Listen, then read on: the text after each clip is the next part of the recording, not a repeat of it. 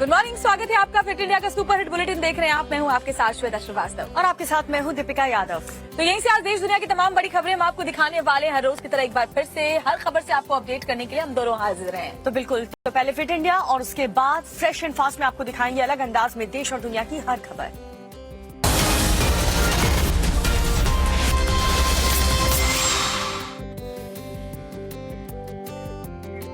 और चलिए शुरुआत करते हैं कोलकाता रेप मर्डर कांड को लेकर के। जिस तरीके से राजनीति जबरदस्त तूफान पर है पश्चिम बंगाल में, और कल छात्रों के प्रदर्शन पर बंगाल पुलिस ने जो कार्रवाई की है उससे बीजेपी काफी भड़क गई। और देखिए, बीजेपी ने आज बंगाल बंद की बात तो कही है, लेकिन ममता सरकार ने भी साफ कर दिया कि अब किसी तरह का कोई बंद नहीं होगा, सबको दफ्तर जाना ही होगा।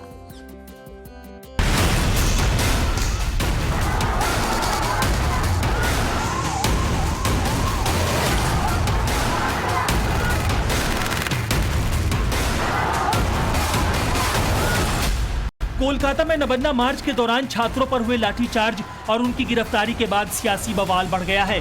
प्रदर्शनकारियों पर पुलिस की बर्बरता के खिलाफ बीजेपी ने पश्चिम बंगाल में 12 घंटे के हड़ताल का ऐलान कर दिया है। तो दूसरी तरफ ममता सरकार ने आदेश जारी कर कहा है कि कोई बंद नहीं रहेगा।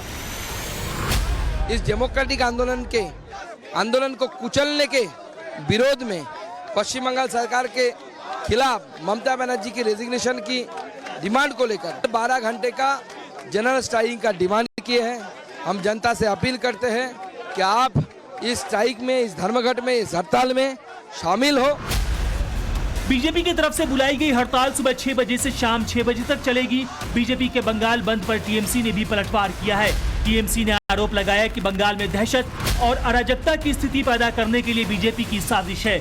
बीजेपी ने पुलिस पर हमला करने के लिए बंगाल के बाहर से कैडर लाए हैं। ये लोग कलकत्ता में एनआरकी के लिए ये नवान्न चलो, ये कुछ गुंडे लोग जो सामने थे वहाँ पर बंगाल बंद का कॉल दिया, वो तो पूरा फ्लॉप होगा। आज का उसका वो गुंडागर्दी, लेकिन बेसिकली फ्लॉप है, इसीलिए ही तो गुंडागर्दी किया। बीजेपी का ये बंद नबन्ना मार्च में शामिल 100 प्रदर्शनकारी छात्रों को हिरासत में लेने के खिलाफ है। दरअसल 27 अगस्त को बड़ी संख्या में छात्र सड़कों पर उतर आए थे। प्रदर्शन को नबन्ना अभियान का नाम दिया गया था। छात्रों की मांग पश्चिम बंगाल की मुख्यमंत्री ममता बनर्जी के इस्तीफे की थी। नबन्ना जहां पश्चिम बंगाल सरकार का अस्थायी सचिवालय है, वहां कूच करने के लिए करीब 12:30 बजे छात्रों ने मार्च शुरू किया, लेकिन इसमें वो सफल नहीं हो सके। प्रदर्शनकारियों पर पुलिस ने लाठीचार्ज कर दिया, आंसू गैस के गोले छोड़े, वाटर कैनन चलाई। ये हंगामा शाम 6:30 बजे तक चला। विरोध प्रदर्शन के दौरान 100 से ज्यादा छात्र जख्मी हुए, 25 से ज्यादा पुलिसकर्मी भी घायल हो गए। 150 से ज्यादा छात्रों पर केस दर्ज कर उन्हें गिरफ्तार कर लिया गया। कोलकाता पुलिस ने हंगामे को लेकर 10 एफआईआर भी दर्ज की है। बंगाल में विरोध प्रदर्शन कर रहे छात्रों पर कोलकाता पुलिस की बर्बरता का एक और वीडियो सामने आया है, जिसे लेकर बीजेपी ने सवाल खड़े किए हैं। पुलिस स्टूडेंट्स को पीटने के लिए हॉकी स्टिक का इस्तेमाल कर रही है। ये भयावह वीडियो कोलकाता मेट्रो का है।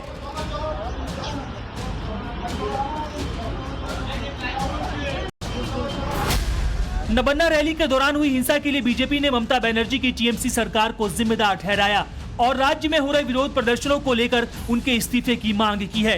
बीजेपी ने दीदी को खुली चुनौती दे दी है। अगर राज्य सरकार ने विरोध प्रदर्शनों पर बर्बरता नहीं रोकी तो पश्चिम बंगाल को ठप कर दिया जाएगा। इस पर ममता सरकार ने कहा कि बुधवार को बंद नहीं रहेगा। सरकारी कर्मचारी ऑफिस पहुंचे, नहीं तो उनके खिलाफ एक्शन लिया जाएगा।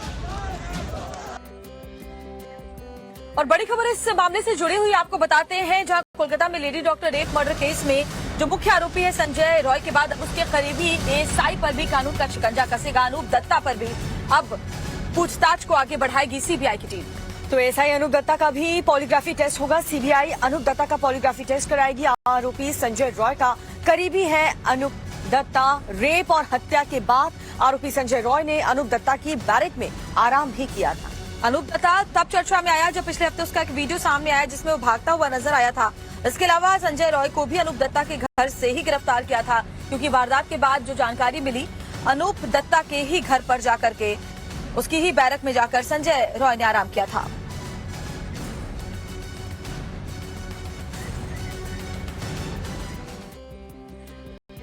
असम के मुख्यमंत्री हिमंता बिस्वा शर्मा ने एक बार फिर से ऐसा विवादित बयान दे दिया है जिसको लेकर के सूबे की जो सियासत है वो काफी गर्मा गई है। और हिमंता बिस्वा शर्मा ने विधानसभा में कहा कि वो मियां मुसलमानों को असम पर कब्जा नहीं करने देंगे। उनके इस बयान के बाद कांग्रेस बीजेपी पर एक बार फिर से हमलावर है। तस्वीरें असम विधानसभा की हैं, जहां सत्ता पक्ष और विपक्ष के बीच तीखी नोकझोंक हो रही थी। तभी असम के मुख्यमंत्री हिमंता बिस्वा शर्मा ने हिंदू मुस्लिम करने को लेकर विपक्ष पर न सिर्फ हमला किया बल्कि एक बड़ा बयान भी दे दिया। उन्होंने विधानसभा में कहा कि मैं असम को मियां भूमि नहीं बनने दूंगा। कांग्रेस को जितना चिल्लाना और चीखना है वो कर ले। मियां मुसलमान मानुखिनिये गोटे अहम लबई आमिओ लब निदिउ হৈ গল आमिओ लब निदिउ। गौरतलब है कि असम में मुस्लिम आबादी को लेकर अक्सर विवाद होता रहता है।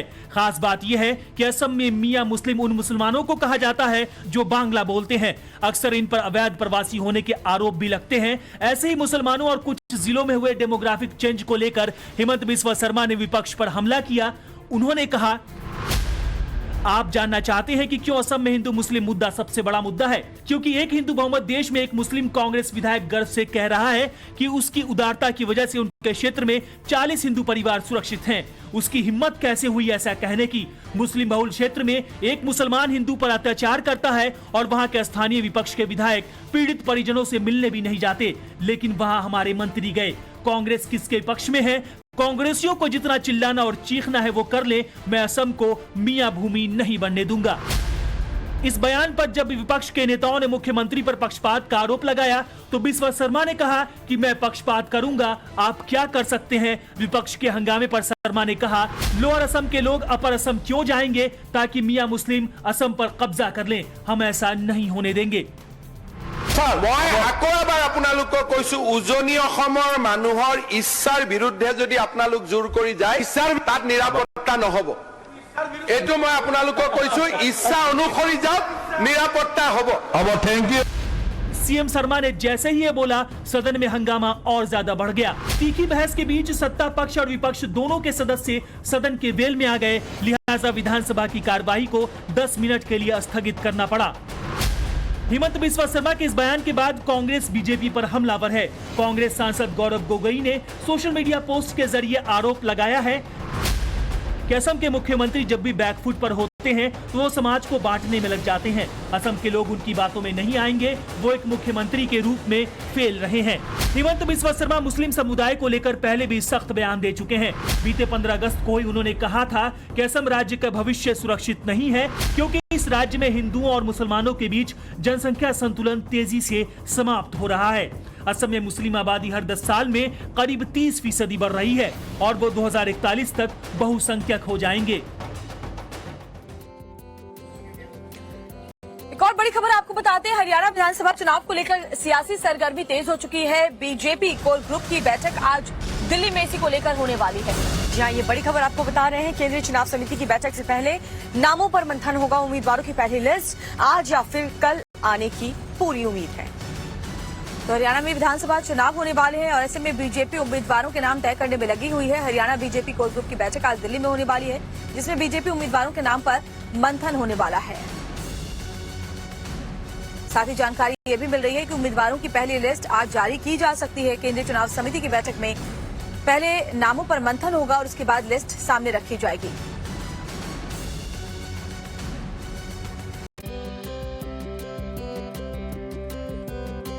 ब्रेक के बाद स्वागत है आपका। अगस्त का महीना खत्म होने को है लेकिन आसमानी आफत का दौर जारी है।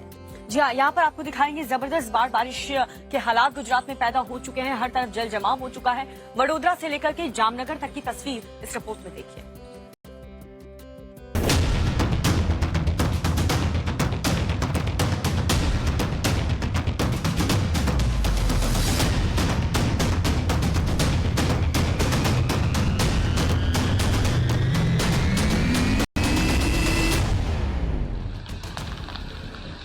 अगस्त महीना खत्म होने को है लेकिन आसमान से बरस रही आफत कम होने का नाम नहीं ले रही। देश के कई राज्य बाढ़ बारिश के प्रकोप का सामना कर रहे हैं। गुजरात के ज्यादातर जिले पानी में डूबे हुए हैं। जहां तक नजर जा रही है बाढ़ बारिश और हाहाकार है। ड्रोन से ली गई तस्वीरों को देखिए, हर तरफ जल प्रलय जैसे हालात दिखाई दे रहे हैं। ऐसा लग रहा है जैसे किसी उफनती नदी में नाव चल रही हो। लेकिन आपको बता दें कि ये शहर की एक सड़क है जो जल भराव से लबालब है। गाड़ियां पानी में रेंगती हुई दिखाई दे रही हैं। आसमान से ऐसी आफत बरस रही है कि पूरे शहर की सूरत बिगड़ गई है। आम जनजीवन बुरी तरह प्रभावित हुआ है।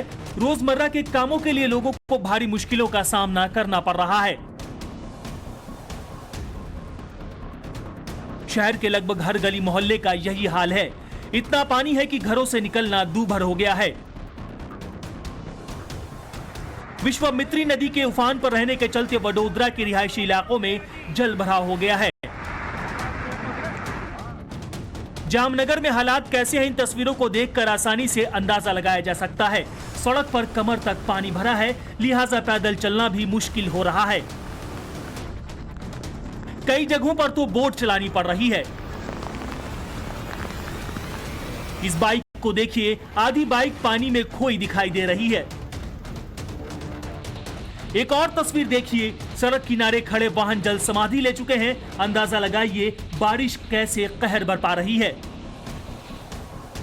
इस तस्वीर को देखिए, मेले वाली जगह पानी में डूब गई है। हर तरफ हाहाकार मचा है।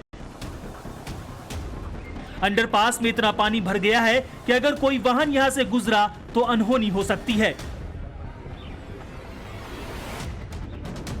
48 घंटे में हुई मूसलाधार बारिश ने बाढ़ जैसे हालात पैदा कर दिए हैं। नदी नाले उफान पर हैं, डैम ओवरफ्लो हो रहे हैं। तो गुजरात में जो बारिश हो रही है, उन तबाही के बीच भारतीय वायुसेना भी लगातार बचाव कार्य में जुटी हुई है। लोगों को सुरक्षित जगहों पर पहुंचाने का काम किया जा रहा है। 2 तस्वीरें इस वक्त आपको दिखाते हैं। और पहली तस्वीर में आप देखेंगे कैसे बहिसागर नदी में बाढ़ आने से एक शख्स 30 घंटों तक पानी में फंसा हुआ था, जिसे सेना के हेलीकॉप्टर की मदद से रेस्क्यू किया गया। दूसरी तस्वीर जामनगर की देखिए, कैसे यहां सेना का हेलीकॉप्टर मदद कर रहा है। फंसे हुए 11 लोगों को हेलीकॉप्टर की मदद से सुरक्षित जगहों पर पहुंचाया गया। ये 2 तस्वीरों के जरिए आप समझ सकते हैं कैसे बाढ़ के बाद स्थिति विकराल हो चली है और रेस्क्यू ऑपरेशन लगातार भारतीय वायुसेना चला रही है। तो एक तरफ वडोदरा में आप देख सकते हैं कि बहिसागर नदी में बाढ़ आने से 30 घंटों से जो शख्स पानी में फंसा हुआ था, उसे भी वायुसेना की टीम ने रेस्क्यू किया।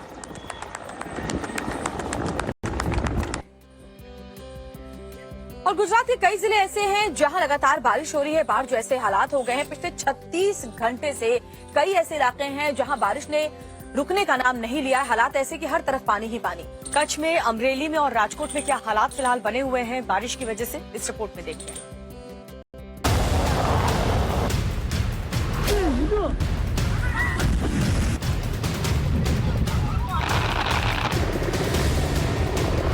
गुजरात में भारी बारिश से कई जिले जलमग्न नजर आ रहे हैं। पिछले 36 घंटे में हुई बारिश ने हाहाकार मचा दिया है।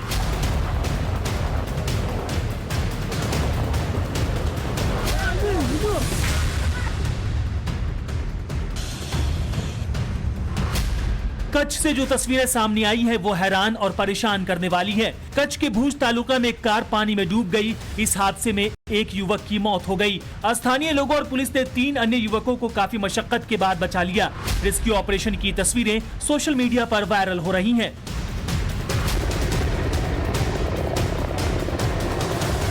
सैलाब के बीच पत्थर के टीले पर एक शख्स फंसा हुआ है और हेलीकॉप्टर उसे बचाने की कोशिश में है। तस्वीरें गुजरात के अमरेली की हैं, जहां लगातार हो रही बारिश के बाद शहर शहर लोगों का हाल बेहाल है।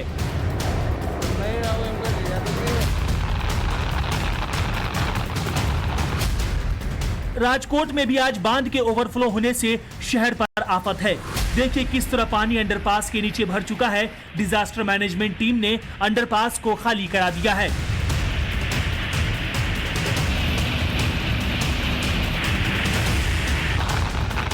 राजकोट में तबाही की तस्वीर किस तरीके से लोगों के पूरे जनजीवन को अस्त व्यस्त कर रही है, अगर वो दिखाना चाहूं तो इस वक्त आजी नदी के किनारे बसे एक बस्ती में मैं मौजूद हूं और आप ये तस्वीर देखेंगे, बस्ती पूरी तरह से पानी में लबालब भरी हुई है। पूरी तरह से बस्ती जो है जलमग्न है।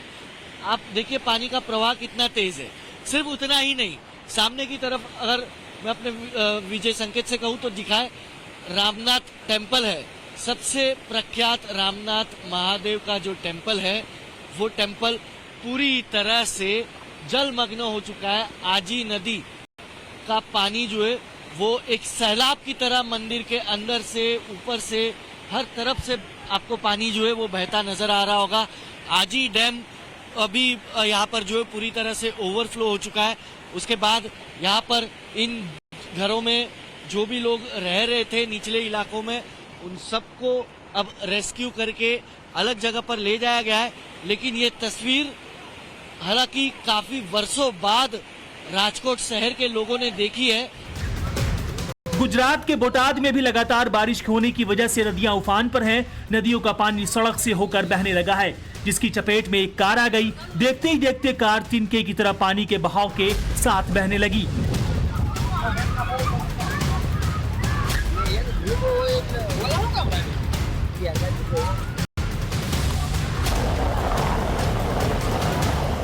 गुजरात के वेरावल में मौसम खराब होने की मार समंदर में जा रहे मछुआरों पर भी पड़ी है।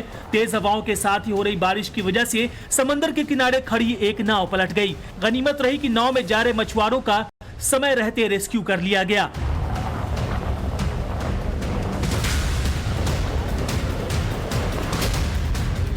लगातार हो रही बारिश की वजह से राजकोट अहमदाबाद हाईवे पर भारी नुकसान पहुंचा है। हाईवे का एक बड़ा हिस्सा धंसने की वजह से ट्रैफिक की आवाजाही पर भी असर पड़ा है।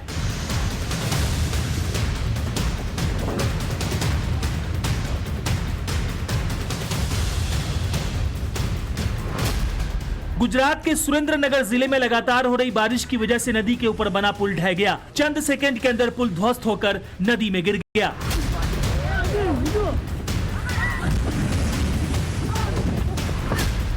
लगातार हो रही बारिश की वजह से गुजरात के कई निचले इलाके पानी में डूब चुके हैं। राहत और बचाव के लिए एसडीआरएफ और एनडीआरएफ के साथ सेना की कई टुकड़ियां भी तैनात कर दी गई हैं, जो लोगों को सुरक्षित इलाकों में शिफ्ट करने में जुटी हैं।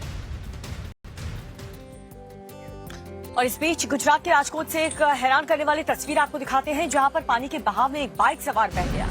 और उस बाइक सवार के बहने की जो तस्वीरें हैं वो वाकई डराने वाली हैं, क्योंकि लगातार बारिश की वजह से जल प्रवाह बहुत तेज है। पानी की रफ्तार इतनी तेज कि जो भी उसके सामने आता है अपने साथ पानी उसे बहा कर ले जाता है। बाइक सवार को फंते नाले को पार करना जान पर भारी पड़ गया। बहाव में कुछ दूर तक तो वो बाइक सवार अपनी बाइक ले गया, मगर पानी का फोर्स जैसे ही तेज हुआ इसका बैलेंस बिगड़ने लगा। तो ये तस्वीर आपको गुजरात के राजकोट से दिखा रहे हैं, जहां पर पानी में एक बाइक सवार बह गया। पानी का फ्लो इतना ज्यादा था कि इस बाइक सवार का बैलेंस बिगड़ा और उसके बाद ये इसी पानी के साथ बहता हुआ आगे की तरफ आपको जाता हुआ इस फुटेज में नजर आएगा। देखिए कैसे ये कोशिश करता रहा, लेकिन बैलेंस बिगड़ने के बाद ये खुद को संभाल नहीं पाया और बाइक समेत पानी में बह गया। और सिर्फ गुजरात ही नहीं, उत्तर प्रदेश के भी कई ऐसे जिले हैं जो इस वक्त जलमग्न हैं। बारिश की वजह से तमाम नदी नाले उफान पर हैं। जी हाँ, बलिया की तस्वीर आपको दिखाएंगे, जहां पर नदी ने अपना रौद्र रूप दिखाया और देखते ही देखते पूरा का पूरा मंदिर पानी में समा गया। यूपी के बलिया में सरयू नदी ने रौद्र रूप धारण किया हुआ है। आसमान से ऐसी आफत बरस रही है कि नदी नाले उफान पर हैं। इस बीच बलिया में बाढ़ का रौद्र रूप देखने को मिला। यहाँ प्राचीन हनुमान मंदिर चंद सेकंड में पानी में समा गया। इस वीडियो को देखिए, मंदिर का एक हिस्सा पहले ही जमींदोज हो चुका है। बाकी हिस्से में पहले दरार आई और फिर सरयू में उफान की वजह से बाकी मंदिर भी पानी में समा गया। मंदिर चंद सेकंड में ही भरभरा कर गिर गया और नदी की तेज धार में समा गया। लगातार बारिश की वजह से सरयू का जलस्तर खतरे के निशान से करीब 1 मीटर ऊपर पहुंच गया है। दर्जनों गांव पानी में डूब गए हैं। प्रशासन ने नदी किनारे रह रहे लोगों को सुरक्षित जगह पर जाने के निर्देश दिए हैं। इन तस्वीरों से आप अंदाजा लगा सकते हैं कि जब हनुमान मंदिर पानी की जद में आया होगा तो नदी के किनारे बने कच्चे मकान का क्या हुआ होगा। मंदिर के नदी में विलीन होने की लाइव तस्वीरें किसी ने अपने मोबाइल कैमरे में रिकॉर्ड कर ली और अब ये वीडियो सोशल मीडिया पर वायरल हो रहा है।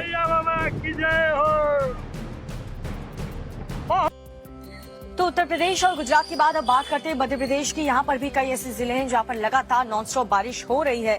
बड़वानी में पहाड़ों से सैलाब आया तो हर तरफ अफरा तफरी मच गई। एक ट्रैक्टर ट्रॉली अपने चालक समेत वहां पर बह गया। इसकी तस्वीरें सोशल मीडिया पर वायरल हैं, देखिए आप भी। आधा हिंदुस्तान बारिश की मार से त्राही त्राही कर रहा है। देश भर से ऐसी तस्वीरें सामने आ रही हैं, जिसे देखकर हर कोई हैरान है। इन तस्वीरों को देखिए, एक ट्रैक्टर पानी में तिनके की तरह बहता दिखाई दे रहा है। इन तस्वीरों को देखकर आप आसानी से अंदाजा लगा सकते हैं कि बारिश के बाद नदी नालों का क्या हाल है। पानी का वेग इतना ज्यादा है कि भारी भरकम ट्रैक्टर भी तिनके की तरह बहता दिखाई दे रहा है। हैरानी की बात यह है कि इस ट्रैक्टर पर एक चालक भी दिखाई दे रहा है, जो कि पहाड़ से अचानक आए सैलाब में ट्रैक्टर ट्रॉली समेत फंस गया। पानी का बहाव इतना ज्यादा था कि उसे संभलने का मौका तक नहीं मिला और इसके बाद जो हुआ वो आपके सामने है। चालक ट्रैक्टर ट्रॉली समेत बहाव के साथ बहता चला जा रहा है। जहाँ बर्ड फ्लू की दस्तक सुनाई दे रही है और इसकी वजह से हजारों की गिनती में मुर्गियों को मारकर दफनाया जा रहा है। जी, आपको दिखाते हैं किन इलाकों में हॉटस्पॉट है और क्या एडवाइजरी जारी की गई है। इस रिपोर्ट को देखिए। ओडिशा में बर्ड फ्लू की दहशत फैली हुई है। पूरी जिले के पिपली क्षेत्र में बर्ड फ्लू के H5N1 वेरिएंट का पता चलने के बाद 20,000 से ज्यादा मुर्गियों को मार दिया गया। पिपली में एक पोल्ट्री फार्म में हजारों मुर्गियों की मौत हो गई थी, जिसके बाद राज्य सरकार ने पोल्ट्री फार्म में एक पशु चिकित्सा टीम भेजी। मौके से नमूने लेकर परीक्षण के लिए भेज दिया गया। ओडिशा सरकार ने एहतियात के तौर पर लोगों को अगले कुछ दिनों तक चिकन खाने से मना किया है। जो एरिया में वो रिकॉर्डेड है उस एरिया में तो चिकन वो लोग खाने को नहीं बोल रहे हैं, और बाकी एरिया में कुछ ज़्यादा प्रिकॉशन की ज़रूरत ही नहीं है, डरने की कोई ज़रूरत नहीं है, बिकॉज ये तो सीजनल है, वो होता है, पहले भी हुआ है और वो कंट्रोल हो जाता है। इस संबंध में स्वास्थ्य विभाग की तरफ से सभी जिलों के लिए एडवाइजरी भी जारी की गई है। इसके साथ ही यदि कोई व्यक्ति बर्ड फ्लू से संक्रमित होता है तो उसके शरीर में कौन कौन से लक्षण होंगे, इसके बारे में भी सूचना जारी की गई है। मुर्गियों को मारने के बाद फार्मों को अच्छी तरह सैनिटाइज किया जा रहा है। इसके अलावा संक्रमित क्षेत्रों में बैनर के जरिए लोगों को जागरूक किया जा रहा है। और एक बड़ी खबर आपको मध्य प्रदेश के मंदसौर से बताते हैं। यहाँ एक बड़ा हादसा हो गया। हाई वोल्टेज लाइन की चपेट में एक ट्रक आ गया, जिसके बाद ट्रक धू धू करके जलने लगा और इस ट्रक में टायर फैक्ट्री के लिए कच्चा माल लदा हुआ था। अचानक से ये ट्रक सड़क से निकल रही 11,000 किलोवाट की लाइन छू गया, जिसके बाद इसमें आग लग गई और इसमें लदा सारा का सारा सामान जलने लगा और ट्रक के ड्राइवर और क्लीनर ने कूद करके किसी तरह अपनी जान बचा ली। और इस ट्रक में लदा कच्चा माल गुजरात से मध्य प्रदेश लाया जा रहा था। इन सबके बीच ट्रक आगजनी की घटना का शिकार हो गया। ये तस्वीरें डराने वाली हैं। ट्रक में टायर फैक्ट्री के लिए कच्चा माल लदा हुआ था। अचानक से ये सड़क के ऊपर से निकल रही 11,000 किलोवाट की लाइन को छू गया, जिसके बाद इस ट्रक में आग लग गई।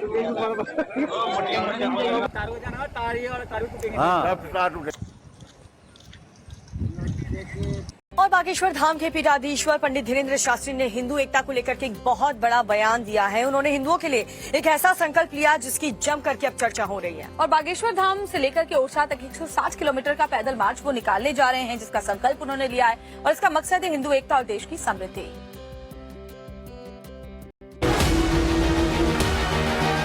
कौन कौन सनातन एकता के लिए वचन दे रहा, कथा में बताओ। बांग्लादेश की स्थिति देखी, उससे मन बड़ा खिन्न हुआ। हिंदुओं की एकता होना बहुत आवश्यक है। अब करो या मरो की बारी है, क्योंकि आने वाले समय में भारत पर संकट भारी है।